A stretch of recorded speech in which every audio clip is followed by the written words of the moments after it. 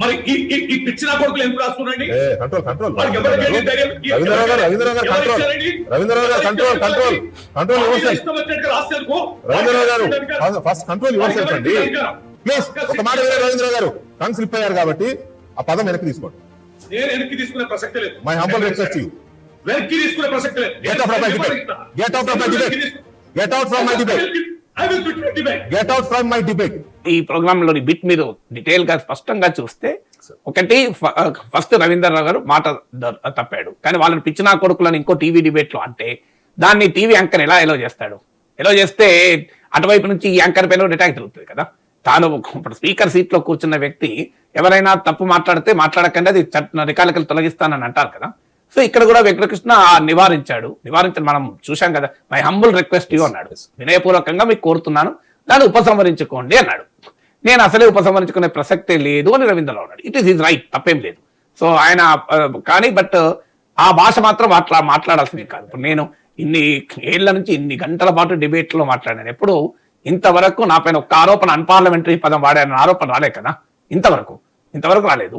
అంటే ఆ రకంగా మన డిబేట్ లో ఆ హుందాతనాన్ని గెస్ట్లకు కూడా పాటించాలి. రవీంద్రరావు చాలా డీసెంట్ లీడర్, ఆయన ఏమి ఇష్టమైతే మాట్లాడే వ్యక్తి ఏం కాదు పాపం.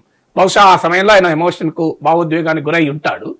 అందువల్ల ఎవరైనా హ్యూమన్ బీయింగ్స్ కదా, ఒక్కొక్క కాంటెక్స్ట్ లో మన స్వభావానికి భిన్నంగా కూడా మనం వివరిస్తుంటాం. అందువల్ల తక్కలపల్లి రవీంద్రరావు స్వభావం అదని నేను అనుకోను. ఆయన చాలా ఎమోషనల్ అయిపోయాడు. కొన్ని ఇట్ ఇస్ హ్యూమన్ ఎవరైనా కావచ్చు అది. సో ఆయన విత్డ్రా చేసుకున్నాడు. వెంకటకృష్ణ యూ హ్యావ్ టు, ఆయన అన్ని రకాల ప్రయత్నాలు చేశారు నివారించడానికి. మై హంబుల్ రిక్వెస్ట్ అని కూడా అన్నాడు.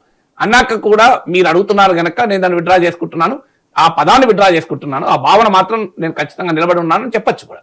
బట్ ఫర్ సమ్ రీజన్ ఈ రిఫ్యూజ్ టు విత్డ్రా. అప్పుడు ఏం చేయాలి మరి? సాధారణంగా ఏం చేయాలి అంటే గెట్అవుట్ అని అవమానించాల్సిన అవసరం లేదు. ఎందుకంటే గెట్అవుట్ అనడానికి గెటిన్ ఎట్లయ్యాడు? ఆయనంత నేనైతే మీ ఛానల్ డిబేట్లకు దూరలే కదా, పిలుస్తూనే వచ్చారు కదా. మీ గెస్ట్ కోఆర్డినేటర్ ద్వారా మీరు ఇన్వైట్ చేస్తే ఇది గెస్ట్, ఇది ఇన్వైటీ. ఆయన తనంతట తాను రాలేదు కనుక ఇది ఇన్వైటెడ్ కనుక గెస్ట్ పదాన్ని మాట్లాడితే తప్పనిపించినప్పుడు there is a way out. So break ఇవ్వచ్చు. ఇలాంటి టైంలో బ్రేక్ ఇచ్చి ఆయన డిబేట్లకు వెళ్ళి వద్దని చెప్పి తాను ఒక్కడే వివరణకు ఇవ్వచ్చు. మేము తక్కలపల్లి రవీంద్రరావు డిబేట్లకు వెళ్ళి తీసేసాం, ఇలాంటి తప్పుడు పదజాలం వాడాడు, దీనికి ఛానల్కి సంబంధం లేదు అని అనొచ్చు. అదొక method.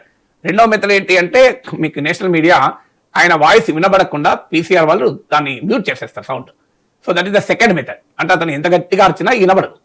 So that is the రెండవ మెథడ్. సో కానీ get out of my debate అనాల్సిన అవసరం లేదు. ఎందుకు అనవసరం లేదు అంటే డిబేట్ అనేది అది బై డిబేటే కాదు, debate is a public debate. ఒక TV channel debate is a public debate. So it is not a personal debate. మీరు ఏదో ఇంట్లో మాట్లాడుకున్నది కాదు కదా. టీవీ ఛానల్లో మీరు డిబేట్ పెట్టారు, మీరే గెస్ట్ గా పిలిచారు, ఆయన అభిప్రాయం చెప్పన్నారు, ఆయన అన్న మాటలతో మీరు అభ్యంతరం ఉందనుకోండి, ఆయన డిబేట్లోకి వెళ్ళి తీసేయండి. కానీ గెట్ అవుట్ అని చెప్పి అవమానించాల్సిన అవసరం లేదు. బట్ అక్కడ ఆయన కూడా వెంకటకృష్ణ కూడా ఎమోషనల్ అయ్యి ఉంటాడు. ఎంత చెప్పినా వినలేదు కదా. హంబుల్ రిక్వెస్ట్ అన్నాడు, 1-4 సార్లు మీరు ఇది విత్డ్రా చేసుకోండి అన్నాడు. అన్నప్పుడు కూడా రవీంద్రరావు గారు అన్నాడు. మీరు గమనిస్తే ఎక్కడ అవమానకరంగా ఆయన నేను సంబోధించలే. రవీంద్రరావు గారు మీరు విత్డ్రా చేసుకోండి, it is my humble request, మీరు విత్డ్రా చేసుకోండి అన్నాడు. ఆ విత్డ్రా చేసుకున్నప్పుడు ఆయన కూడా ఎమోషన్కి అయిపోయాడు. So but both anchor and the guest needs to control their emotions.